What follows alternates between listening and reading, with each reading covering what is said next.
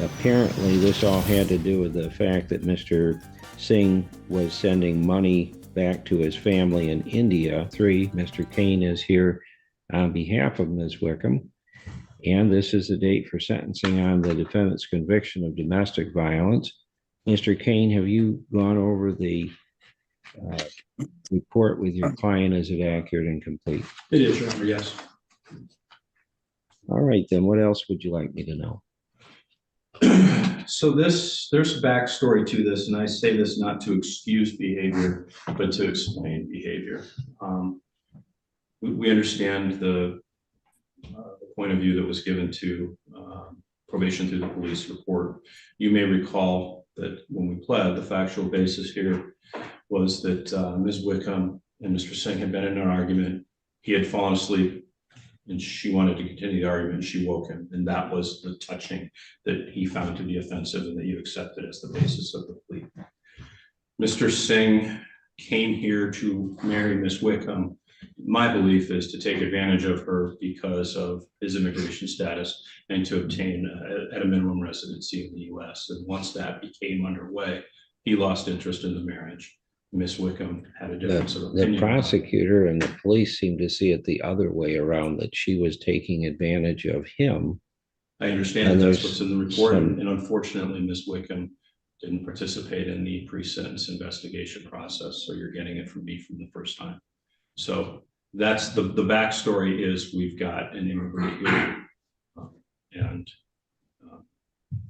my position as Ms. Wickham's advocate is that she's not innocent. She should have left him alone, but that I believe she was also taken advantage of, and so there's backstory there. In any case, she was afforded a deferral, and I'm hopeful that she can abide by the terms and conditions of her probation. I'm not concerned about her drinking. I'm not concerned about any of the other conditions. The no contact is not going to be a problem. My concern for Ms. Wickham is that she struggles a little with communicating with people. We struggle a little bit trying to get on the same page. I'm not exactly sure why that is, but it could very well be interpreted that she's being disrespectful when in fact it requires her a bit of time sometimes to process things. One of the items in here indicates, I guess one of the items in this report is in fact stale. It wasn't incorrect when it was written. She has undergone a mental health assessment. My understanding is that that result will be provided to Ms. Helmrich forthwith. So that has been completed. And my understanding But you don't have that here today for me to review. Okay. So hopefully that will make its way to Ms. Helmrich quickly. And if it doesn't, it will have to be redone, unfortunately. But that has been taken care of. I know that Ms. Wickham wants to be done with this. I know that she's embarrassed about having to take care of this. And she struggles with conflict. And that's what we got. So I'm asking the court to abide by the terms or by the recommendations here. Ms. Wickham does make a modest wage. The costs that are suggested by Ms. Helmrich are fairly high. I would ask that if the court could reduce those, if I have to waive my fee, things a little easier for her, not put her too far behind on things. Other than that, I'd ask you to adopt the recommendations. All right, thank you, Ms. Wickham. I would like to hear from you. Is there anything you'd like to add? Just that the situation when I called the reception clerk that day, I called 3 times before their lunch break and I talked to a really nice lady there and she was very helpful. She said she was going to transfer me to somebody to try to reschedule my PSI for me. And when I called back after the lunch break, I got somebody else. And because of the conversation I previously had with the lady, I did expect to be transferred to somebody. And then this woman did tell me that she couldn't reschedule at all. And I just was trying to understand the situation a little bit with her. So I didn't mean to come off as like maybe strong or hard-headed towards her. I just wanted to figure out the situation because I didn't even know what PSI was. And I didn't really even know much about any of that at the time. So I'm sorry about that. To her credit, Ms. Wickham informed me immediately when she missed the appointment, and it was my recommendation that she attempt to reschedule. Okay.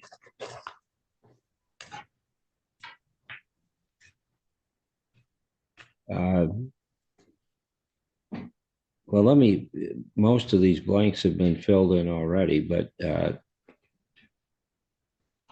you have any children? I don't. And you're single? I am married. Oh, you're married. I'm Separated. sorry. No children. And who do you live with?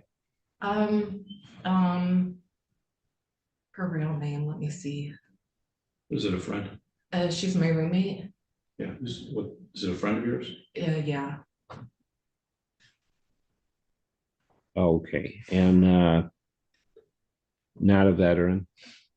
Okay. And highest level of education? Some college. Okay. All right. Thank you. Was there anything else you wanted to add? Yeah, I'm just very sorry to get myself into a situation like this. And I pray to God it never happens again. So, thank you. I just appreciate getting this handled and taken care of so that I can move on. That's it. Okay, thank you. So this is sentencing on defendant's conviction of domestic violence.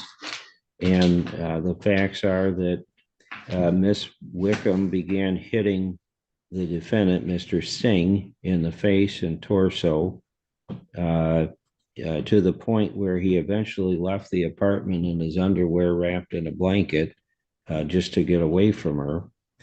And when the police attempted to interview Ms. Wickham, she refused to open the door.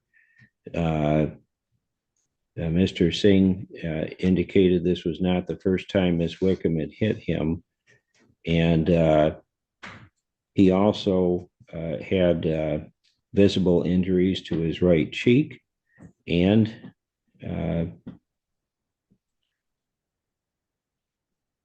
apparently this all had to do with the fact that Mr. Singh was sending money back to his family in India, and Ms. Wickham found that out and was upset about it. She also withheld his apartment key and his immigration paperwork when he was trying to get that back. She was arrested for domestic violence and human trafficking. Obviously, the human trafficking did not get charged. And frankly, based on this record, the immigration issues are not at play. This was a domestic violence case only. So apparently there's been a mental health assessment, but that was ordered, and normally I would have reviewed that in preparation for the hearing today. And so I don't know what the results of that might be. Because in addition to failing to appear for the pre-sentence investigation, she failed to appear for the mental health evaluation. There is information that the defendant, consistent with her statements today, did try to reschedule the pre-sentence investigation. The probation agent is hesitant to recommend probation, except for the fact that this was a plea bargain with the prosecutor's office for a deferred sentence. The defendant comes to the court with no prior criminal history. There was a resist and obstruct case dismissed as part of the plea deal in this case. Mr. Kane, was that a resist and obstruct when they attempted to arrest her in this matter? Is that what we're talking about? It is, Your Honor. A warrant was issued. When she wouldn't talk to the police, nothing came of it that night. A warrant was issued later. Officer Koppenhaver from the Traverse City Police Department attempted to execute that warrant, and Ms. Wickham was not compliant with his commands, according to the body cam footage and the police report. Okay. Nobody got injured, though. There was no violence Take it. other than resistance, pulling away type of thing. All right. So other than this incident, the defendant has no prior criminal history. She is well educated. She is working and otherwise seems to be doing okay.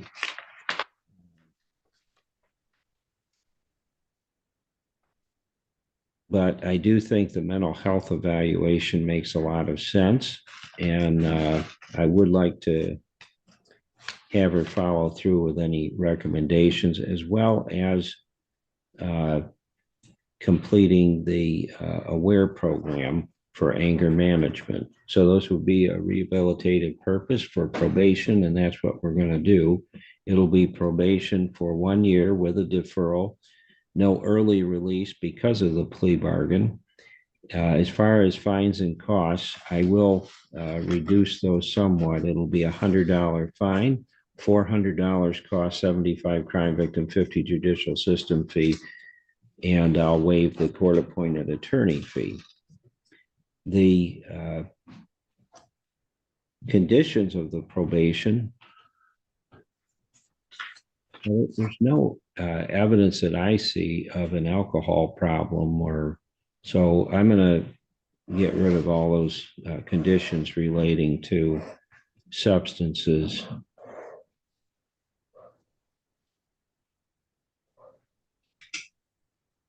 Okay, so during the term of probation, you're not to be in possession of or use any firearms or weapons. You're not to behave in a violent, threatening, intimidating, or harassing manner toward anyone, and be respectful of court employees and care providers. You are to submit the mental health evaluation that you said you've obtained. Where did you get that? I just received it this morning, fully an email from the paperwork that the Well- probation office sent me. Well, which, Community mental health. Yeah. I oh, it believe was so. CMH? Okay. Yes. So you're to submit the CMH mental health evaluation to your probation agent. You're to follow all recommendations made.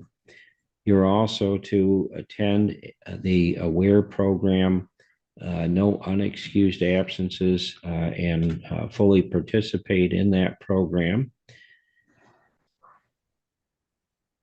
You're not to have any contact directly or indirectly with Ankush Singh or go within 500 yards of his residence or workplace. Jail is credit for the 3 days that you served when you were arrested on this. And other than that, you do need to notify your probation agent of any contacts with law enforcement. I'm also going to impose 3 days of community service work. You resisted the police when you were arrested on this, and that's a way of addressing that. So 24 hours of community service work. Please contact our probation office today between 1 and 3:30. There's a phone number Mr. Kane will give you, and they'll go over all of those conditions of probation and answer any questions that you have, okay? All right, we're all set for this morning. Good luck to you, ma'am. Thank you. Good luck with it. You're set. Yes, you go.